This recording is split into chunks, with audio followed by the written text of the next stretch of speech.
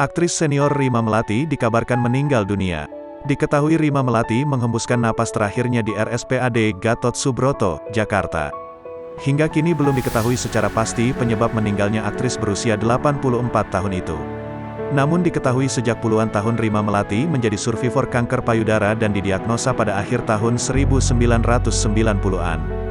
Selama beberapa hari terakhir, memang menjalani perawatan di sana. Kabar meninggalnya Rima Melati dikonfirmasi kebenarannya oleh sesama aktris senior, Widiawati. Ia mengaku akan menuju RSPAD jenazah Rima Melati, katanya akan disemayamkan di rumah duka di sana. Rima Melati memulai karir sebagai bintang film di era 60-an. Karirnya begitu gemilang, dengan penghargaan Piala Citra pertamanya yang diraih pada 1973, sebagai pemeran utama wanita terbaik di film Intan Berduri. Jangan lupa subscribe, share, komen, dan like ya!